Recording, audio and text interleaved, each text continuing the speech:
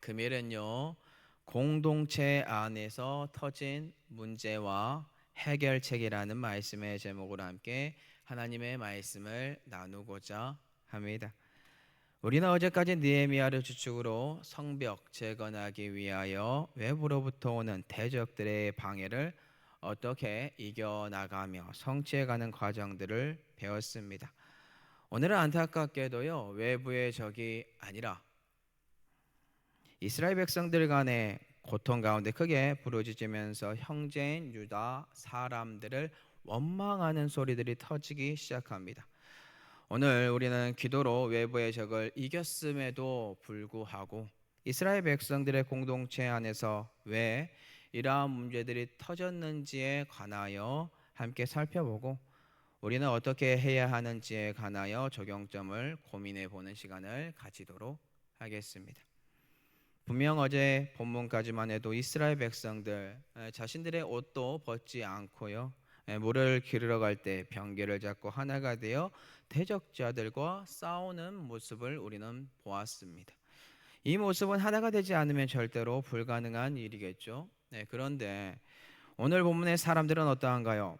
크게 부르짖습니다. 그리고 그들의 형제인 유다 사람들 원망하기 시작하는데요. 금일 본문 1절입니다. 그때에 백성들이 그들의 아내와 함께 크게 부르짖어 그들의 형제인 유다 사람들을 원망하는데, 이스라엘 백성들 간에 하나가 되어 외부로부터 오는 적을 물리치고 성벽을 짓던 모습, 이제 온데간데 없고요. 자신들에게 처한 문제들 때문에 백성들이 자신들의 아내와 함께 크게 부르짖으면서 동포인 유다 사람들을 원망하기 시작합니다. 왜 이렇게 이들이 부르짖는지 아시나요? 그 원인은 바로 그들이 처하고 있는 공동체의 문제점들 때문인데요. 어떤 문제점들이 그들에게 있습니까? 한번 그 문제점들을 다 같이 한번 먼저 살펴보도록 하겠습니다. 느헤미야 5장 2절에서 5절인데요. 노란 글씨만 볼게요. 양식을 얻어먹고 살아야 하겠다 하고 이 흉년에 세금 그리고 우리 자녀를 종으로 파는도다. 지금 이스라엘 백성들의 공동체 안에 발생한 문제점들은 바로 이것입니다. 첫째는 식량난이고요. 둘째는 흉년이 들었고요. 셋째는요, 과중한 세금을 지금 걷고 있고요. 넷째는요, 빚에 의한 이제 빚을 졌어요. 자신의 자녀들을 종으로 팔아야 하는 인신매매, 이러한 문제점들이 발생하게 되었다라는 것입니다. 그럼 성도 여러분들에게 한번 질문 드려볼게요. 백성들이 크게 부르짖으면서 유다 사람들을 원망했다라고 하는데, 모든 성벽 재건에 힘썼던 이스라엘 백성들이 이러한 고통 속에서 신음하면서 원망했을까요? 모든 사람들이? 아니면 빈부격차에 의하여 부자들은 제외되고 가난한 백성들만 이러한 고통에 시달리면서 호소하고 있었을까요? 안타깝게도요, 금일 본문의 문제점들은요, 유다 사람들이 모두 다 겪고 있는 고통이 아니다라는 거예요. 귀족들과 민장들인 관리들은요, 호의호식하고 있어요. 가난한 사람들만 이러한 고통에 신음하고 호소하고 있다는 것이 큰 문제다라는 거예요. 부유한 이스라엘 백성들이 나서서 가난한 사람들 도와줌으로써 이러한 어려움 해결해 나가면 되는데, 오히려 반대로 부자들이 행동을 했다라는 거예요. 그들이 어떻게 행동했는지 이제 오늘 우리 알 수 있는데, 이러한 식량난, 흉년으로 허덕이고 있는 동포 우리 민족들에게 오히려 높은 이자를 취하고요, 동포의 자녀들을 종으로 사오는 사건들이 발생하게 돼요. 한번 생각해 보시기 바랍니다.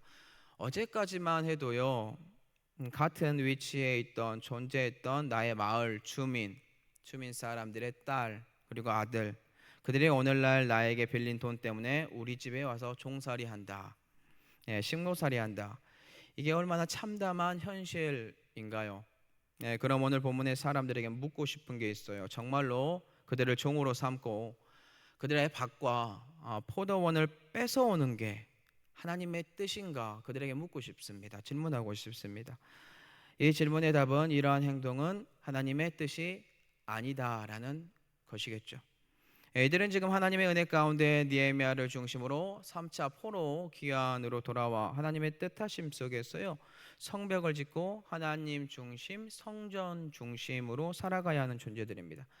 그러한 존재들이 하나님의 말씀 지키고 있다? 아니요. 그들은 오히려 하나님의 말씀에 위배된 삶을 살고 있다라는 것인데요. 레위기 25장 34절하고 42절 한번 볼게요. 오늘 본문에 어떻게 다른지요.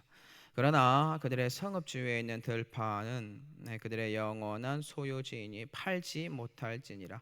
그들은 내가 애굽 땅에서 인도하여 낸 내 종들이니 종으로 팔지 말 것이라. 하나님께서 포로 귀환 이전에 주신 말씀 살펴보면요, 그들의 소유지 팔지 못할 것이다라고 해요. 또 그들을 종으로 팔지 말라고 알려줍니다. 그런데 그들은 이미 하나님의 말씀을 어기고 있고 그들의 소유를 저당 잡아 팔리게 하고 있고, 같은 민족에게 빌린 돈 갚지 못하니까 빼앗아요. 더 나아가 사랑하는 내 아들 딸들 종이 되어 버리는 일들을 만들어가고 있다라는 거예요. 이 일에 누가 지금 앞장서서 행하고 있다고요? 동포이면서 부자인 상류계층의 사람들입니다. 이들이 오히려 이러한 일에 개혁하고자 나서야 하는데, 가난한 사람들을 도와주기 위하여 을을 나타낸 것이 아니라 오히려 자신들의 배를 채워가는데 동포들을 이용하고 그들에게 지옥의 삶이 임한 것처럼 처절한 고통 속으로 그들을 끌고 가고 있다는 것입니다. 그렇기 때문에 오늘 이스라엘 백성들과 그의 아내들이 함께 크게 부르짖으면서요, 그들의 형제인 유다 사람들을 원망하게 된 것입니다. 아주 비참한 현실이 임하게 된 것이죠. 내부의 공동체 안에 문제가 터지고 만 겁니다. 외부의 침략과 방해가 있었을 때는 한 민족이요, 한 공동체였고, 외부의 침략이 줄어드니까 흉년이 오니까 서로 살아가는 삶 가운데 있어서 남보다 더 못한 삶, 지독한 고리대금과 인신매매가 벌어지는 사건들이 오늘 본문에 발생하게 되었다라는 것입니다. 그럼 이 문제 우리 어떻게 해결해야 하나요? 지각이 있고 깨어있는 지도자인 하나님의 사람이 소리쳐야 할 줄로 믿습니다. 오늘 본문에서는 느헤미야가요, 그 역할을 하였는데요. 느헤미야는 이 문제에 관해 크게 노하였습니다. 하지만 바로 그 화를요, 그 노를 드러낸 것이 아니라 깊이 생각하고 귀족들과 민장들에게 꾸짖으면서 말을 합니다. 모든 생각들을 정리한 거죠. 그가 한 말은 이것이에요. 형제끼리 높은 이자를 취하고 있다고요. 그래서 이 문제에 관하여 대회를 엽니다. 우리는 이방인의 손에 팔린 우리 형제 유다 사람들을 위해 우리의 힘을 다하여 도로 찾아왔는데 너희는 너희 형제를 팔고자 하느냐? 이게 말이 되냐고.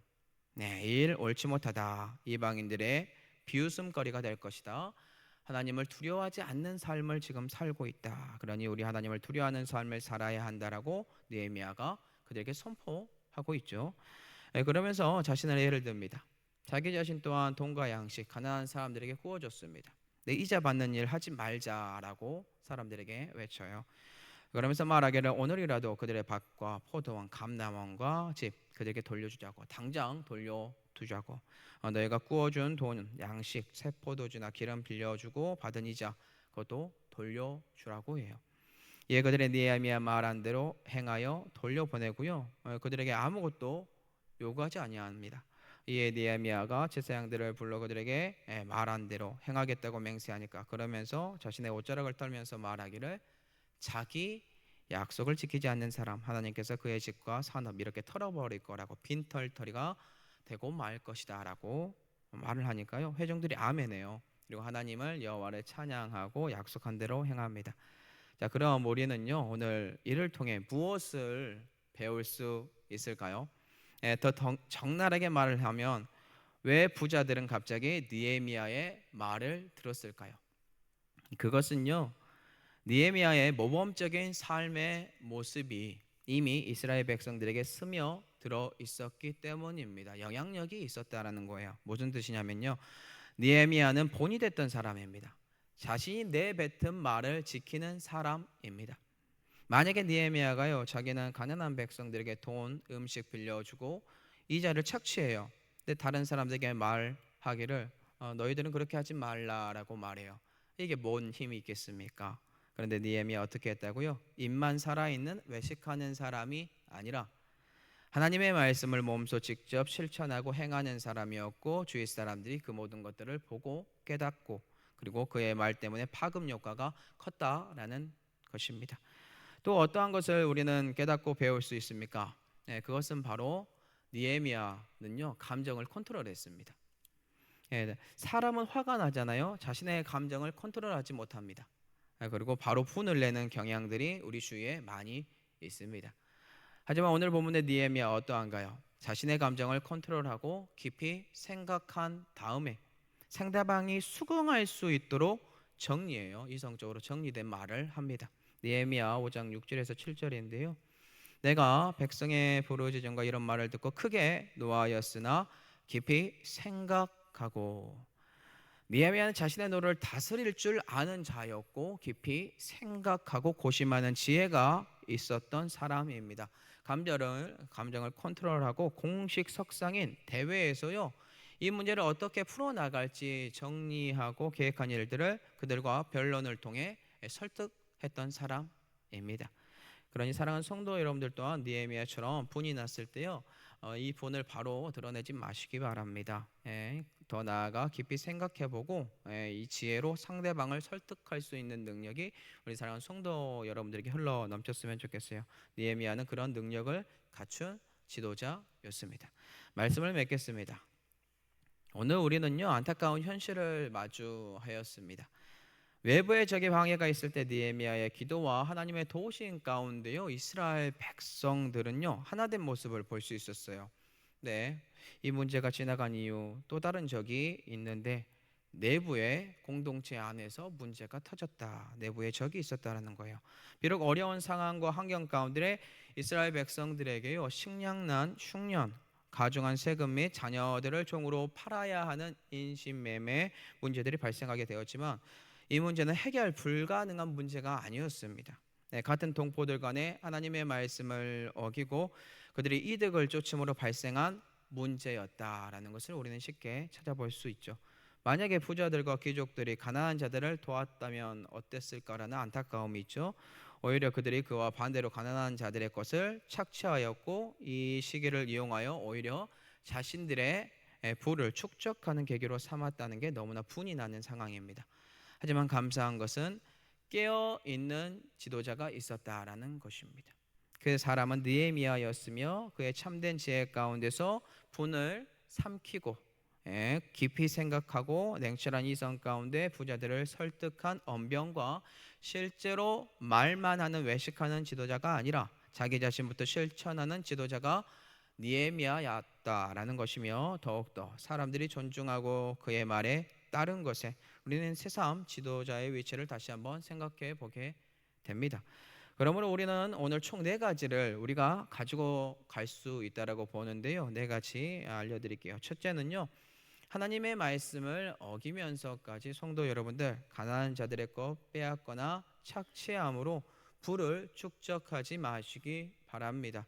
둘째는요, 어려운 이웃이 있습니까? 오히려 우리의 것을 나눠줌으로 도와주는 성도 여러분들이 되시기 바랍니다.